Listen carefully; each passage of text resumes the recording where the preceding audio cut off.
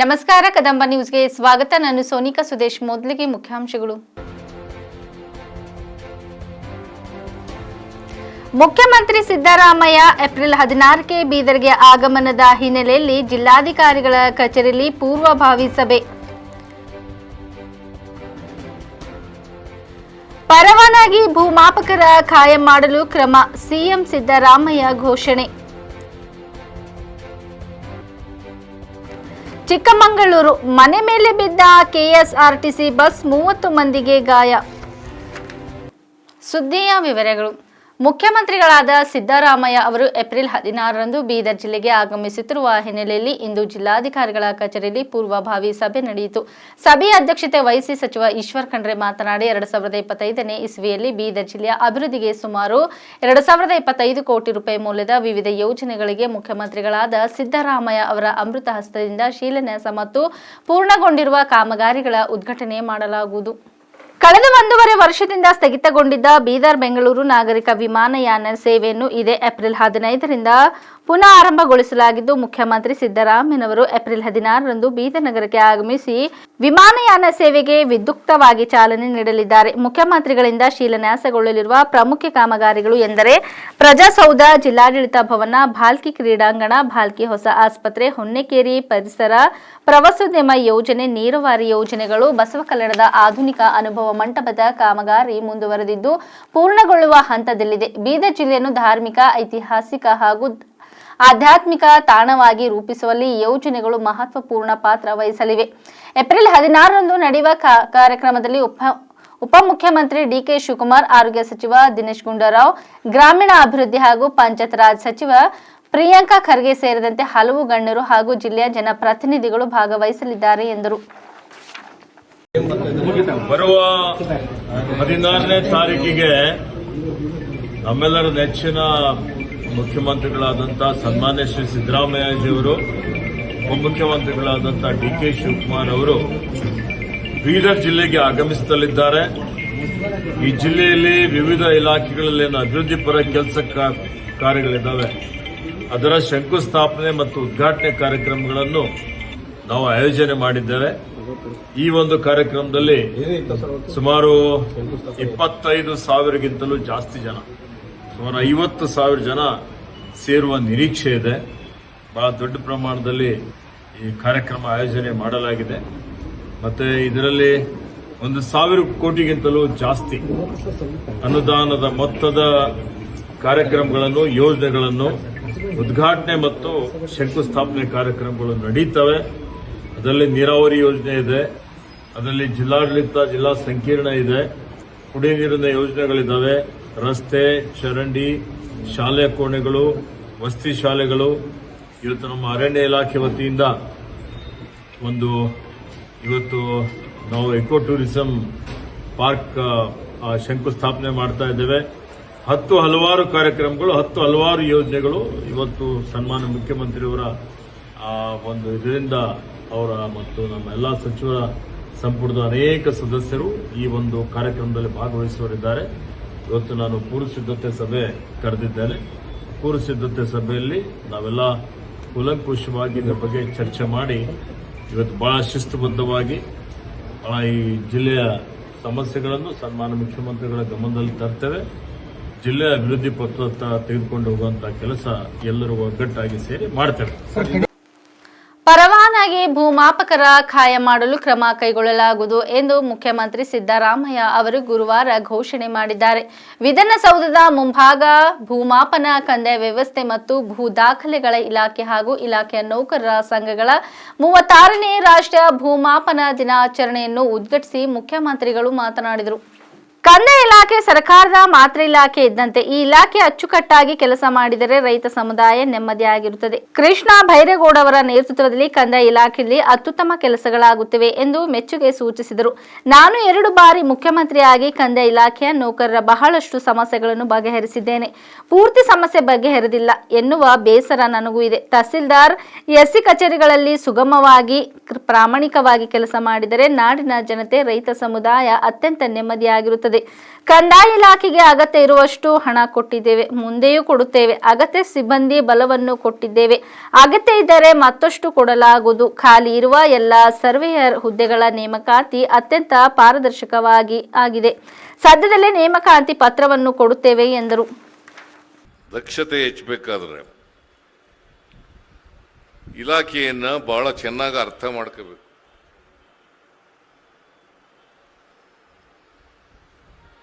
ಕೈ ಬೆರಳಲ್ಲೇ ಎಲ್ಲ ಇಲಾಖೆಯ ಅಂಕಿಅಂಶಗಳು, ಆಗ ಮಾತ್ರ ನಾವು ಸಮರ್ಥವಾಗಿ ಇಲಾಖೆಯನ್ನು ನಡೆಸಲಿಕ್ಕೆ ಸಾಧ್ಯ ಆಗ್ತದೆ. ಜನರ ಸಮಸ್ಯೆಗಳಿಗೆ ಸ್ಪಂದಿಸಲಿಕ್ಕೆ ಕೂಡ ಸಾಧ್ಯ ಆಗ್ತದೆ. ಎಲ್ಲಕ್ಕಿಂತ ಮುಖ್ಯವಾಗಿ ಮಿನಿಸ್ಟರ್ ಆಗ್ತಕ್ಕಂಥದ್ದು ಬಹಳ ಮುಖ್ಯ ಅಲ್ಲ. ಒಂದು ಜನಪರವಾದಂಥ ಕಾಳಜಿ ಇರಬೇಕು, ಬದ್ಧತೆ ಇರಬೇಕು. ಅದಿದ್ದಾಗ ಮಾತ್ರ ಇದು ಸಾಧ್ಯ ಆಗ್ತದೆ. ಕೃಷ್ಣ ಬೈರೇಗೌಡರು ಇದರ ನೇತೃತ್ವವನ್ನು ವಹಿಸಿದ ಮೇಲೆ, ಕಂದಾಯ ಇಲಾಖೆ ನೇತೃತ್ವವನ್ನು ವಹಿಸಿದ ಮೇಲೆ ಬಹಳ ಉತ್ತಮ ರೀತಿಯಲ್ಲಿ ಕಂದಾಯ ಇಲಾಖೆಯಲ್ಲಿ ಕೆಲಸ ನಡೀತಾ ಇದೆ ಅಂತ ಹೇಳಿದ್ರೆ ಅದು ಅತಿಶಯೋಕ್ತಿ ಅಲ್ಲ ಅಂತಕ್ಕಂಥ ಮಾತುಗಳನ್ನು ಹೇಳಲಿಕ್ಕೆ ಬಯಸ್ತಾ ಇದ್ದೀನಿ. ಹಾಗಾಗಿ ಕೃಷ್ಣ ಬೈರೇಗೌಡರಿಗೆ, ಎಲ್ಲ ಅಧಿಕಾರಿ ವರ್ಗದವರಿಗೆ ಮತ್ತು ಕಂದಾಯ ಇಲಾಖೆಯಲ್ಲಿ ಕೆಲಸ ಮಾಡತಕ್ಕಂಥ ಎಲ್ಲ ಸಿಬ್ಬಂದಿಯವರಿಗೆ ಧನ್ಯವಾದಗಳನ್ನು ಈ ಸಂದರ್ಭದಲ್ಲಿ ಹೇಳಲಿಕ್ಕೆ ಬಯಸ್ತಾ ಇದ್ದೇನೆ. ಕಂದಾಯ ಇಲಾಖೆ ಸರ್ಕಾರದ ವ್ಯವಸ್ಥೆಯಲ್ಲಿ ಬಹಳ ಪ್ರಮುಖವಾದಂಥ ಒಂದು ಇಲಾಖೆ. ಇಟ್ಸ್ ಮದರ್ ಡಿಪಾರ್ಟ್ಮೆಂಟ್ ಅಂತ ಕರಿತೀವಿ ನಾವು. ಮದರ್ ಡಿಪಾರ್ಟ್ಮೆಂಟ್ ಅಂತ ಕರಿತೀವಿ. ಕಂದಾಯ ಇಲಾಖೆಗೆ ರೈತರಿಗೆ ಹೆಚ್ಚು ಸಂಪರ್ಕ ಇರತಕ್ಕಂಥ ಇಲಾಖೆ ಇದು. ಕಂದಾಯ ಇಲಾಖೆ ಸರಿಯಾದ ರೀತಿಯಲ್ಲಿ ರೈತರ ಸಮಸ್ಯೆಗಳಿಗೆ ಸ್ಪಂದಿಸ್ತದ್ರೆ ಬಹುಶಃ 50% ಸರ್ಕಾರದ ಮೇಲೆ ಇರ್ತಕ್ಕಂಥ ಜವಾಬ್ದಾರಿಯನ್ನು ನಿರ್ವಹಿಸಿದಾಗ ಆಗ್ತದೆ. ನಾನು ಯಾಕೆ ಕೃಷ್ಣ ಬೈರೇಗೌಡನಿಗೆ ಹೇಳ್ತಾ ಇರ್ತೀನಿ, ನಾನು ಆಗಾಗ ನಾನು ಜನತಾ ದರ್ಶನ ಮಾಡಿದಾಗ ಹೆಚ್ಚು ಅರ್ಜಿಗಳು ಬರೋದು ಕಂದಾಯ ಇಲಾಖೆಗೆ ಸಂಬಂಧಪಟ್ಟಂತೆ.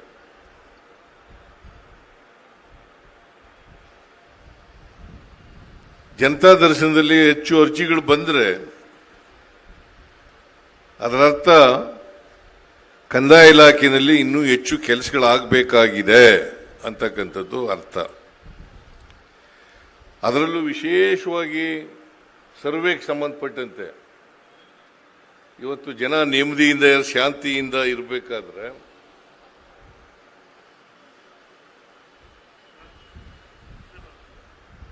ಸರ್ವೆ ಮತ್ತು ಸೆಟಲ್ಮೆಂಟ್ ಇಲಾಖೆ, ಕಂದಾಯ ಇಲಾಖೆ ಯಾವುದೇ ರೈತರಿಗೆ ಸಮಸ್ಯೆ ಇಲ್ಲೇ ರೀತಿಯಲ್ಲಿ ನೋಡ್ಕೋಬೇಕಾಗ್ತದೆ. ನಮ್ಮ ಕಡೆ ಒಂದು ಗಾದೆ ಇದೆ ಹಳ್ಳಿನಲ್ಲಿ. ಏನಪ್ಪ ಅದು ಗಾದೆ ಅಂತಂದ್ರೆ, ಹೆಚ್ಚು ಜಗಳ ಆಗ್ತಕ್ಕಂಥದ್ದು, ಕೊಲೆಗಳಂತ ಪ್ರಕರಣಗಳು ನಡೀತಕ್ಕಂಥದ್ದು ಹೆಣ್ಣು ಮತ್ತು ಹೊನ್ನಿನಿಂದ ಅಂತ ಹೇಳ್ತೀವಿ. ಹೆಣ್ಣು, ಹೊನ್ನು, ಮಣ್ಣು. ಹೆಣ್ಣು, ಹೊನ್ನು, ಮಣ್ಣು ಅಂದ್ರೆ ಈ ಮಣ್ಣಿನ ಕೆಲಸ ಇದೆಯಲ್ಲ, ಇದು ಕಲಹಗಳನ್ನು ಉಂಟು ಮಾಡಿಬಿಡ್ತದೆ. ಈ ಕಲಹಗಳು ನಿವಾರಣೆ ಆಗಬೇಕಾದ್ರೆ ಮಣ್ಣಿನ ಕೆಲಸ ಆಗ್ಬೇಕಲ್ವಾ? ಮಣ್ಣಿನ ಕೆಲಸ ಅಂದ್ರೆ ರೈತರ ಕೆಲಸ. ನಾನು ಯಾವಾಗಲೂ ಹೇಳ್ತಾ ಇರ್ತೀನಿ, ನಾನು ಕೂಡ ಬಹಳ ದೀರ್ಘಕಾಲ ಜನಪ್ರತಿನಿಧಿಯಾಗಿ ಕೆಲಸ ಮಾಡಿದ್ದೀನಿ, ರಾಜಕಾರಣಿಯಾಗಿ ಕೂಡ ಕೆಲಸ ಮಾಡಿದ್ದೀನಿ. 78ರಲ್ಲಿ ತಾಲೂಕಾ ಅಭಿವೃದ್ಧಿ ಮಂಡಳಿ ಸದಸ್ಯನಾದದ್ದು. ತಾಲೂಕಾ ಅಭಿವೃದ್ಧಿ 78, 83ರಲ್ಲಿ MLA ಆದೆ, 84ರಲ್ಲಿ ಮಂತ್ರಿ ಆದೆ, ಆಮೇಲೆ ವಿರೋಧ ಪಕ್ಷದ 2 ಸಾರಿ ವಿರೋಧ ಪಕ್ಷದ ನಾಯಕನಾದೆ, 2 ಸಾರಿ ಡೆಪ್ಯೂಟಿ ಚೀಫ್ ಮಿನಿಸ್ಟರ್ ಆದೆ, 2 ಸಾರಿ ಮುಖ್ಯಮಂತ್ರಿ ಆಗಿದ್ದೀನಿ. ಬೆಂಗಳೂರಿನಿಂದ ಶೃಂಗೇರಿಗೆ ಹೋಗುತ್ತಿದ್ದ ಕೆಎಸ್ಆರ್ಟಿಸಿ ಬಸ್ ಮೂರುಗದ್ದೆ ಮತ್ತು ಜಲದುರ್ಗದ ನಡುವೆ ಜೈಪುರ್ ಬಳಿ ನಿಯಂತ್ರಣ ತಪ್ಪಿ ಮನೆಯ ಮೇಲೆ ಉರುಳಿ ಬಿದ್ದು 30 ಪ್ರಯಾಣಿಕರು ಗಾಯಗೊಂಡಿದ್ದಾರೆ. ಬೆಂಗಳೂರು ಡಿಪೋಗೆ ಸೇರಿದ ಬಸ್ನಲ್ಲಿ 45 ಪ್ರಯಾಣಿಕರಿದ್ದರು. ಪುಟ್ಟಪ್ಪ ಪೂಜಾರಿ ಎಂಬುವರ ಮನೆಯ ಮೇಲೆ ಬಸ್ ಉರುಳಿ ಬಿದ್ದಿದೆ. ಗಾಯಗೊಂಡ 10 ಮಂದಿಯನ್ನು ಜೈಪುರದ ಸರ್ಕಾರಿ ಆಸ್ಪತ್ರೆಗೆ ಜನರನ್ನು ದಾಖಲಿಸಲಾಗಿದ್ದು, ಚಾಲಕ ವೆಂಕಪ್ಪ ಸೇರಿದಂತೆ ಇಬ್ಬರನ್ನು ಹೆಚ್ಚಿನ ಚಿಕಿತ್ಸೆಗಾಗಿ ಕೊಪ್ಪ ಆಸ್ಪತ್ರೆಗೆ ಸ್ಥಳಾಂತರಿಸಲಾಗಿದೆ. ಬಸ್ ಡಿಕ್ಕಿ ಹೊಡೆದ ಮನೆಯ ನಿವಾಸಿ ಶಾಂತ ಕೂಡ ಗಾಯಗೊಂಡಿದ್ದಾರೆ. ಗಾಯಾಳುಗಳನ್ನು ಆಸ್ಪತ್ರೆಗೆ ಸಾಗಿಸಲು ಸ್ಥಳೀಯ ನಿವಾಸಿಗಳು ಸಹಾಯ ಮಾಡಿದರು.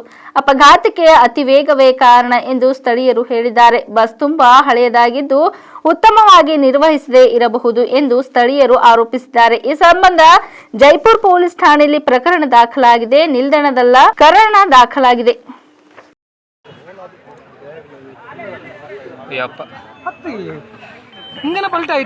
ಪಲ್ಟಿ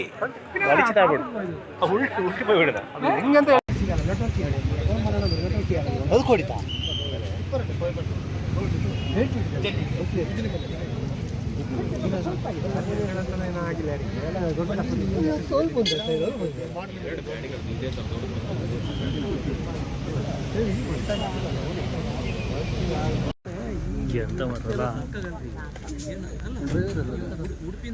ಅವತ್ತು ಲಾರಿನೂ ಇಲ್ಲೇ ಬಿದ್ದಿದ್ದಲ್ಲ ಸೇಮ್.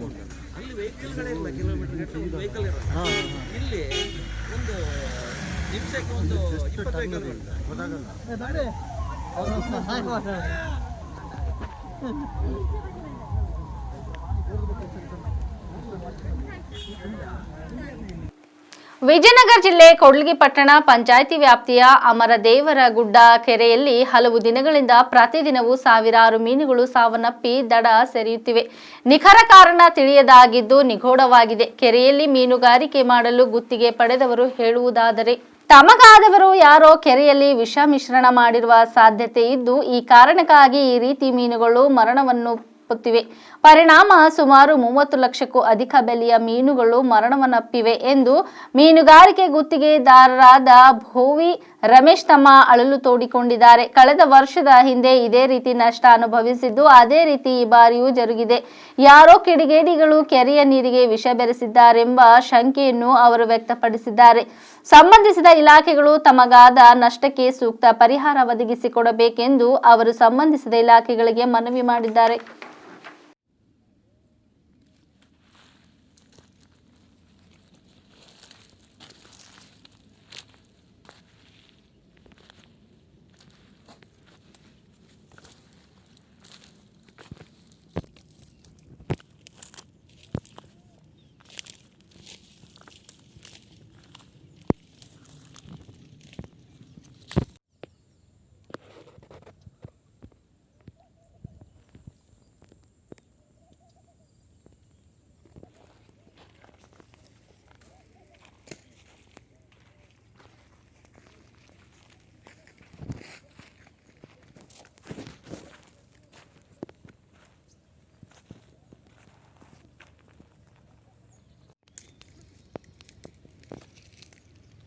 ಇಲ್ಲೊಂದು ಜನ ಬಸ್ತಿರಾಗ ಇಲ್ಲೊಂದೇ ಡ್ಯಾಮೇಜ್ ಇರೋದಿಲ್ಲ.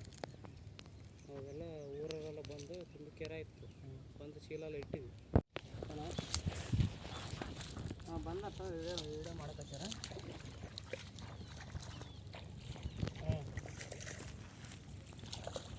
ಹಾಂ ಹಾಂ ಹಾಂ ಬಂದಿದೆ ಸರ್, ಒಂದು ಯಾವತ್ತು ಬಂದಿದೆ. ವಿಜಯನಗರ ಜಿಲ್ಲೆ ಕೂಡ್ಲಿಗಿ ತಾಲೂಕಿನ ಅಮರದೇವರ ಗುಡ್ಡದ ಒಂದು ಊರಿನ ಕೆರೆಯಲ್ಲಿ ಸತತವಾಗಿ 5-6 ದಿನಗಳಿಂದ ಮೀನುಗಳು ಒಂದು ದಂಡೆಯಲ್ಲಿ ಬಂದು ಒಂದು ಸತ್ತು ಹೋಗ್ತಾ ಇದ್ದಾವೆ. ಇದ್ರ ಬಗ್ಗೆ ಇಲ್ಲಿ ಸ್ಥಳೀಯರು ಒಂದು ಹಲವಾರು ವರ್ಷಗಳಿಂದ ಇಲ್ಲೇ ಒಂದು ಮೀನುಗಾರಿಕೆಯನ್ನು ಮಾಡ್ತಾ ಇದ್ದಾರೆ. ಇವರ ಬಗ್ಗೆ ಇವರ ಬಳಿ ಒಂದೆರಡು ಅನುಭವದ ಮಾತನ್ನು ಕೇಳೋಣ. ಅಣ್ಣ ಇಲ್ಲಿ ನೀವು ಎಷ್ಟು ವರ್ಷದಿಂದ ಮೀನು ಹಿಡ್ತಾ ಇದ್ದೀರಿ? ನಾವೀಗ ಸುಮಾರು ವರ್ಷದಿಂದ ಇಲ್ಲಿ ಇದ್ದೀವಿ. ಈಗ ನಾವು ಕೇಳ್ಪಟ್ಟಿದ್ದೀವಿ ಇಲ್ಲೊಂದು 5-6 ದಿನದಿಂದ ಮೀನುಗಳು ಈ ಥರ ಸಾಯ್ತಾ ಇದ್ದಾವೆ ಅಂತ ದಂಡೆಗೆ ಬಂದಿದ್ದಕ್ಕೆ. ಈಗ ಒಂದು 5-6 ದಿನದ ಮತ್ತೆ ಸಾಯ್ತದವ, ಮತ್ತೆ ಈಗ ಒಂದು 2 ತಿಂಗಳ ಕೆಳಗೆ ಹಿಂಗೆ ಸಾಯ್ತಿದ್ವಿ. ಈಗ ಇದ್ರ ಮುಂಚೆ ಯಾವ್ದಾದ ಈ ವರ್ಷ ಬಿಟ್ಟು ಇನ್ನು ಆ ಕಡೆ ವರ್ಷ ಯಾವ್ದಾದ್ರು ಪ್ರಾಬ್ಲಮ್ ಆಗಿದೆ? 3 ವರ್ಷ ಕೆಳಗೆ ಆಯ್ತು. ಈಗ ಇದು ಎಷ್ಟು ವರ್ಷದಿಂದ? ಈಗ ಸುಮಾರು ಒಂದು 10-12 ವರ್ಷದಿಂದ ಹಿಂಗೆ ಆಗ್ತದೆ. ಈ ಬಗ್ಗೆ ಯಾರಾದರೂ ನೀವು ಅಧಿಕಾರಿಗಳಿಗೆ ಏನು ಹೇಳಿದ್ರೆ ಯಾರು ಬರಲ್ಲ. ದೂರ ಆದರೂ ಏನಾದರೂ ಎಲ್ಲಿ ಪಂಚಾಯತಿಗೆ ಹೋಗಿ ಹೇಳಿದ್ರು ಯಾರು ಬರಲ್ಲ. ಎಲ್ಲ ಪಂಚಾಯತಿಗಳಿಗೆ ನೀವೆಲ್ಲ ಒಂದು ಮಾಡಿದ್ದೀರಿ, ನಿಮ್ಮ ಪ್ರಯತ್ನ ಎಲ್ಲ ಮಾಡಿದ್ದೀರಿ, ಆದರೆ ಇದ್ರ ಬಗ್ಗೆ ಯಾವುದೇ ಅಧಿಕಾರಿಗಳು ತಲೆ ಕೆಡಿಸ್ಕೊಂಡಿಲ್ಲ, ಯಾರು ತಲೆ ಕೆಡಿಸಿಲ್ಲ. ಈಗ ಸುಮಾರು ನೀವು ಮೀನು ಹಿಡ್ತಾ ಒಂದು 2-3 ತಿಂಗಳಿಂದ ರಮೇಶ್ ಅಂತ ಸರ್, ನೀವು ಪ್ರಾಪರ್ ಎಡಿಗುಟ್ಟ. ಈ ಒಂದು ಎಷ್ಟಕ್ಕೆ ನೀವು ಇದನ್ನು ಹರಾಜನ್ನು ಕೂತ್ಕೊಂಡಿದ್ದಾರೆ? ಇದು ಹರಾಜಾಗಿತ್ತು 4,10,000 ಸರ್ಕಾರ ಕಟ್ಟಿದ್ದೀವಿ. ಈಗ ಸರ್ಕಾರದವರು ಮೀನು ತಿಸ್ಬಿಡ್ತಾರೆ ಅಂತ ಹೇಳಿದ್ರು, ಅದನ್ನು ಬಿಡಲಿಲ್ಲ. ನಾವು ಸ್ವತಃ ದುಡ್ಡಿನಲ್ಲಿ ತಂದು ಹಾಕಿದ್ದೀವಿ. ಒಂದು ಹೆಚ್ಚು ಕಡಿಮೆ ಒಂದು 3 ಲಕ್ಷ ರೂಪಾಯಿ ಮೀನು ತಂದು ಹಾಕಿದ್ವಿ ಫಿಶು. ಆದರೆ ಈಗ 2 ತಿಂಗಳ ಮುಂದೆ ಹಿಂಗೆ ಸುತ್ತು ಏನೋ ಸಣ್ಣ ಪುಟ್ಟ ಆಗೈತೆ ಅಂತೇಳಿ ನಾವು ಸುಮ್ಮನೆ ಇದ್ದೀವಿ. ಈಗ ಮತ್ತೆ ಆದಮೇಲೆ ಈ ಕೆರೆ ನೀವೇ ನೋಡಿರಲ್ಲ ಸರ್, ಕೆರೆ ಎಲ್ಲ ವಾಶಿಟ್ಟು ಐತೆ ಎಲ್ಲ, ದನಕರುಗಳಿಗೆ ಕೂಡ ನೀರು ತೊಂದರೆ ಆಗೈತೆ. ಅದಕ್ಕಾಗಿ ಅದು ಈಗ ಪೂರ್ತಿ ಸಾಯಕದು ಏನಂತ ಗೊತ್ತಾಗ್ತದೆ. ಈಗ ನೀವು ಕಳೆದ 5-6 ದಿನದಿಂದ ಈ ಥರ ಆಗ್ತಾ ಇದೆ ಅಂತ ನಾನು ಕೇಳ್ಪಟ್ಟಿದ್ದೆ ಸರ್. ಇದೇ ಮೊದಲ? ಇಲ್ಲ ಸರ್, ಈಗ 2 ತಿಂಗಳ ಮುಂಚೆ ಒಂದು ಸಲ, ಈಗ 5-6 ದಿನದಿಂದ ಈ ಥರ ಸತ್ತು ಹೋಗ್ತದೆ. ಸರಿ, ಸುಮಾರು ನಿಮಗೆ ಎಷ್ಟು ನಷ್ಟ ಆಗಿರ್ಬೋದು ಸರ್? ಸುಮಾರು ಅಂದರೆ ನಮಗೆ ಹೆಚ್ಚು ಕಡಿಮೆ ಒಂದು 8-10 ಲಕ್ಷ ಲಾಸ್ ಸರ್. ನಮಗೆ ಸರ್ಕಾರ ಏನೈತೋ ಅದನ್ನು ಸರ್, ಹಾಗೆ ನಾವು ಜೊತೆಗೆ ಇದನ್ನು ನಾವು ಗಮನಿಸಿದ್ವಿ. ಈ ಒಂದು ಕೆರೆ ಕಾರ್ಯ ಸಹ ಆಗಿಲ್ಲ ಅಂತ ಹೆಚ್ಚು ಕಡಿಮೆ ನಮಗೆ ಅನಿಸಿದ ಪ್ರಕಾರ ಒಂದು 15 ವರ್ಷದಿಂದ ಉಳೈತಿಲ್ಲ. ಒಂದು 15 ವರ್ಷದಿಂದ ಈ ಕೆರೆ ಏರಿಯ ಮೇಲೆ ಏನು ಕ್ಲೀನ್ ಮಾಡಿಲ್ಲ. ಆಮೇಲೆ ಇಲ್ಲಿ ಡ್ಯಾಮೇಜ್ ಆಗಿತ್ತು ಕೆರೆ, ಊರೆಲ್ಲ ಬಂದು ಅದನ್ನ ಉಸುಗಿನ ಚೀಲ ಹಾಕಿ ತುಂಬಿದ್ವಿ. ಈಗ ಎಲ್ಲ ಡ್ಯಾಮೇಜ್ ಆದ್ರೆ ನೋಡೋಣ ಅಂದ್ರೆ ಅದು ಏರಿಯಿಂದ ಹೋಗಲ್ಲ. ನೀವೇ ನೋಡಿದ್ರಲ್ಲ, ಎಲ್ಲ ಗಿಡ ಗಂಟೆ ಬೆಳೆದ್ಬಿಟ್ಟವ. ಅದು ಮುಂದೆ ತೊಂದರೆ ಕೂಡ ಮುಂದೆ ಊರಿದ್ದಾವೆ, ತೊಂದರೆ ಅದರಲ್ಲಿ ಬೇರು ಪಾರು ಹೋಗಿದ್ದಾವೆ. ಬೇರೆಲ್ಲ ಹೋಗ್ತದೆ, ಆಮೇಲೆ ಅವು ಕಟ್ ಮಾಡಲ್ಲ ಇದಾಗುತ್ತೆ. ಅವೆಲ್ಲ ಸ್ವಲ್ಪ ಮಾಡಕ್ಕೆ ಸರ್ ಯಾರು ಬಂದಿಲ್ಲ, ನೋಡಂಗಿಲ್ಲ ಅವ್ರು ಯಾರು. ಒಟ್ಟು ಮೀನು ಸಾಕ್ಲಿಕ್ಕೆ ಯೋಗ್ಯ ಅಂತ ಹೇಳಿ. ಈಗ ಪಕ್ಕದಾಗೆ ನಾವು ಗಮನಿಸಿದ್ವಿ, ಅರಣ್ಯ ಕೂಡ ಇದೆ. ಹಲವಾರು ಪ್ರಾಣಿ ಪಕ್ಷಿಗಳು ಇದನ್ನೇ ಈ ಕೆರೆಯನ್ನೇ ಅವಲಂಬಿಸಿ ನೀರು ಪ್ರಾಣಿಗಳೆಲ್ಲ ಅವು ಗುಬ್ಬಿ ಅವು ಬಂದು ಎಲ್ಲ ನೀರು ಆದಷ್ಟು ನಾವು ಏನೋ ಮಾಡಿದ್ವಿ, ಆದ್ರೆ ಪ್ರಯತ್ನ ಮಾಡಿದ್ರು ಕೂಡ ಇದು ಏನಂದ್ರೆ ಬೆಳವಣಿಗೆ ಬರ್ತಾ ಇಲ್ಲ ಇದ್ರಿ. ಏನು ಹಾಕಿದ್ರು ಬರ್ತಾ ಇಲ್ಲ. ಈ ಬಗ್ಗೆ ನೀವೆಲ್ಲ ಅಧಿಕಾರಿಗಳ ಮತ್ತು ತಂದಿದ್ದೀರಾ? ಎಲ್ಲರಿಗೆ ಹೇಳಿ ಪಂಚಾಯತಿಗೆ ಹೋದ್ರೆ ಇದು ಮೀನು ಆಫೀಸ್ ಪಂಚಾಯತಿಗೆ ಹೋಗಿದ್ವಿ. ಪಂಚಾಯತಿಗೆ ಹೋದ್ರೆ ಇಲ್ಲ ನಮಗೆ ಮೀನುಗಾರಿಕೆ ಆಫೀಸಿಗೆ ಸಂಬಂಧಪಟ್ಟದಂತ ಹೇಳ್ತಾರೆ. ಈಗ ಅಲ್ಲಿ ಮೀನುಗಾರಿಕೆ ಆಫೀಸಿಗೆ ಹೋಗಿದ್ರೆ ಇಲ್ಲ ನೀವು ಪಂಚಾಯತಿಗೆ ಒಂದು ಅರ್ಜಿ ಕೊಟ್ಟು, ಡಿ ಸಿ ಅವರಿಗೆ ಒಂದು ಅರ್ಜಿ ಕೊಟ್ಟು, ML ಸಾರಿಗೆ ಒಂದು ಅರ್ಜಿ ಕೊಡು ಅಂತ ಹೇಳಿದ್ದಾರೆ. ಅವರು ಆ ಕೆಲಸ ನಾವು ಮಾಡ್ತೀವಿ. 4 ಲಕ್ಷ ಚಿಲ್ಲರೆ ಈ ಕೆರೆ ಹರಾಜಾಗಿದ್ದು, ಅದ್ರ ಜೊತೆಗೆ ಈ ಲಕ್ಷಾಂತರ ರೂಪಾಯಿ 2.5-3 ಲಕ್ಷ ರೂಪಾಯಿ ಕೊಟ್ಟು ಮರಿ ಬಿಟ್ಟರು. ಈಗ ಈ ಥರ ದಿನ ಸಾಯ್ತಾ ಇದ್ರೆ, ಡೈಲಿ ಟನ್ ಗಟ್ಟಲೆ ಸಾಯ್ತಾ ಇದ್ರೆ ಅವ್ರೇ ಏನು ಮಾಡಬೇಕು ಮಾಲೀಕರು? ಅವ್ರ ಮುಂದಿನ ಜೀವನ ಹೆಂಗೆ? ಅದನ್ನೇ ನಂಬ್ಕೊಂಡು ಇಲ್ಲಿ ಮೀನುಗಾರರು ಹೆಂಗೆ ಜೀವನ ಮಾಡಬೇಕು? ಈಗ ಹಿಂದೆ ಇದ್ದಂಥ ಮಾಲೀಕರು ಸಹ ನಷ್ಟ ಅನುಭವಿಸಿದ್ದಾರೆ. ಅದೇ ರೀತಿಯಾಗಿ ಈಗಿನ ಮಾಲೀಕರು ಸಹ ತುಂಬ ನಷ್ಟ ಅನುಭವಿಸ್ತಾ ಇದ್ದಾರೆ. ಅವರಿಗೆ ಸರ್ಕಾರದಿಂದ ಇದು ಏನು ಲಾಸ್ ಆಗಿದೆಯೋ ಅದನ್ನು ಸರ್ಕಾರನೇ ತುಂಬಿಸ್ಕೊಡ್ಬೇಕು. ಅದಕ್ಕೆ ಸರ್ಕಾರ ಇದಕ್ಕೆ ಈ ಕಡೆಗೆ ಅವ್ರದ್ದು ಗಮನ ಹರಿಸಿ ಇದಕ್ಕೆ ಪರಿಹಾರನ ಸರ್ಕಾರನೇ ಕೊಡಬೇಕಂತ ಸರ್ಕಾರದಲ್ಲಿ ನಾವು ಹೇಳಿಬಿಟ್ಟು ಜನತೆ ಪರವಾಗಿ, ಮಾಲೀಕರ ಪರವಾಗಿ ನಾವು ಕೇಳ್ಕೊಳ್ತಾ ಇದ್ದೀವಿ. ಅವರು ಈ ಕಡೆ ಬಂದುಬಿಟ್ಟು ನೋಡಿ ಇದು ಏನಾಗಿದೆ ಪರಿಹಾರ ಕೊಡಬೇಕಂತ ತಮ್ಮಲ್ಲಿ ಕೇಳ್ಕೊಳ್ತಾ ಇದ್ದೀವಿ. ಇನ್ನೊಂದು ಸರ್ಕಾರದವ್ರು ಕೇಳ್ಕೊಂತ ಇದ್ದಾರೆ, ಸರ್ಕಾರದ ಮೀನುಗಳು ತಂದು ಕೊಟ್ಟರೆ ಮಾತ್ರ ನಾವು ಪರಿಹಾರ ಕೊಡೋಕ್ಕೆ ಸಾಧ್ಯ, ಅದು ಇದು ಅಂತ ಹೇಳ್ತಾರೆ. ಬಟ್ ಆ ಕ್ಷಣದಲ್ಲಿ ಒಂದು ಉದಾಹರಣೆಗೆ ನಾವು ರೈತರು ಉಳುಮೆ ಮಾಡ್ತೀವಿ ಅಂದ್ರೆ ಗೊಬ್ಬರ ಬೀಜ ಸಿಗಬೇಕಂದ್ರೆ ಟೈಮ್ ಸರಿಗೆ ಯಾವುದು ಸಿಗಲ್ಲ, ಖಾಸಗಿ ವಲಯಕ್ಕೆ ಹೋಗಲೇಬೇಕಾಗ್ತದೆ. ಅದೇ ರೀತಿಯಾಗಿ ನಾವು ಕೆಲವು ಸರ್ಕಾರಿ ಮೀನು ಸಿಗಲಿದ್ದ ಕಾರಣಕ್ಕೆ ಕಾಟ್ಲ, ಗೌರಿ ಇನ್ನಿತರ ಹಲವಾರು ಮೀನುಗಳನ್ನು ನಾವು ಬಿಟ್ಟು ಈ ತೊಂದರೆ ಅನುಭವಿಸಿದ್ವಿ. ಅವರು ವರ್ಷ ಹಾಕಿದ್ರೆ ಅವರು ಈ ವರ್ಷ ಅವರು ಕೂಡ ಈ ಸಲ ಗಮನಿಸಿಲ್ಲ. ಅವರು ಸಹಕಾರ ಕೊಟ್ಟಿದ್ರೆ ನಾವು ಹಾಕಿರೋ ತರ ತೊಂದರೆ ಅನುಭವಿಸ್ತಿದ್ವಿ. ಎಲ್ಲದು ಆರ್ಥಿಕವಾಗಿ ತುಂಬಾ ನಷ್ಟ ಆಗಿದೆ. ದಯಮಾಡಿ ಇದ್ರದ್ದು ಈಗ ಕ್ರಮ ತೆಗೆದುಕೊಳ್ಬೇಕಂತ ತಮ್ಮಲ್ಲಿ ಮನವಿ ಮಾಡ್ಕೊಳ್ತೀನಿ. ಪಕ್ಷದ ಸಂಘಟನೆಗೆ ಯಾರೋ ಕೆಲಸ ಮಾಡುವುದಿಲ್ಲವೋ ಅವರು ವಿಶ್ರಾಂತಿ ಪಡೆಯಲಿ. ಹಾಗೆಯೇ ಪಕ್ಷ ನೀಡಿದ ಜವಾಬ್ದಾರಿ ನಿರ್ವಹಿಸಲು ಸಾಧ್ಯವಾಗುವುದಿಲ್ಲವೋ ಅಂಥವರು ನಿವೃತ್ತಿ ಹೊಂದಲಿ ಎಂದು ಎಐಸಿಸಿ ಅಧ್ಯಕ್ಷ ಮಲ್ಲಿಕಾರ್ಜುನ್ ಖರ್ಗೆ ಅವರು ಖಡಕ್ ಎಚ್ಚರಿಕೆ ನೀಡಿದ್ದಾರೆ. ಅಹಮದಾಬಾದ್ನಲ್ಲಿ ಬುಧವಾರ ಪೂರ್ಣಗೊಂಡ 2 ದಿನಗಳ ಕಾಂಗ್ರೆಸ್ ರಾಷ್ಟ್ರೀಯ ಕಾರ್ಯಕಾರಿಣಿಯಲ್ಲಿ ಮಾತನಾಡಿದ ಅವರು, ಪಕ್ಷದ ಬಲವರ್ಧನೆ ಹಾಗೂ ಸಂಘಟನೆಯಲ್ಲಿ ಜಿಲ್ಲಾ ಕಾಂಗ್ರೆಸ್ ಸಮಿತಿಗಳ ಅಧ್ಯಕ್ಷರ ಪಾತ್ರ ದೊಡ್ಡದಿದೆ. ಹಾಗಾಗಿ ಎಐಸಿಸಿ ಮಾರ್ಗಸೂಚಿಯಂತೆ ಜಿಲ್ಲಾಧ್ಯಕ್ಷರ ನೇಮಕವನ್ನು ಕಟ್ಟುನಿಟ್ಟಾಗಿ ಮತ್ತು ನಿಷ್ಪಕ್ಷಪಾತವಾಗಿ ಮಾಡಬೇಕು ಎಂದು ಹೇಳಿದರು. ಜಿಲ್ಲಾಧ್ಯಕ್ಷರಾಗಿ ನೇಮಕಗೊಂಡ 1 ವರ್ಷದೊಳಗೆ ಅವರು ಜನರನ್ನು ಸೇರಿಸಿಕೊಂಡು ಬೂತ್ ಸಮಿತಿ, ಮಂಡಲ ಸಮಿತಿ, ಬ್ಲಾಕ್ ಸಮಿತಿ ಮತ್ತು ಜಿಲ್ಲಾ ಸಮಿತಿಗಳನ್ನು ರಚಿಸಿ ಪಕ್ಷದ ಬಲವರ್ಧನೆಗೆ ಮುಂದಾಗಬೇಕು. ಭವಿಷ್ಯದಲ್ಲಿ ಚುನಾವಣಾ ಅಭ್ಯರ್ಥಿಗಳನ್ನು ಆಯ್ಕೆ ಮಾಡುವ ಪ್ರಕ್ರಿಯೆಯಲ್ಲಿ ಜಿಲ್ಲಾಧ್ಯಕ್ಷರು ಪಾಲ್ಗೊಳ್ಳಲಿದ್ದಾರೆ ಎಂದರು. जो लोग पार्टी के काम में हाथ नहीं बटाते उन्हें आराम करने की आवश्यकता है. जिम्मेवारी नहीं निभाते उन्हें रिटायर होना चाहिए.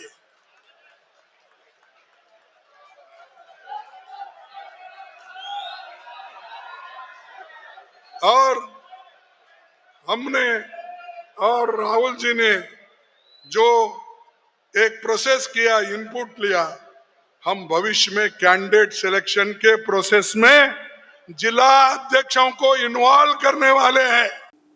ಇಲ್ಲಿವರೆಗೆ ಸುದ್ದಿ ಕೊಟ್ಟಿದ್ದು ನಾನು ಸೋನಿಕಾ ಸುದೇಶ್. ಮುಂದಿನ ಸುದ್ದಿಯೊಂದಿಗೆ ಮತ್ತೆ ಭೇಟಿಯಾಗೋಣ. ವಂದನೆಗಳು.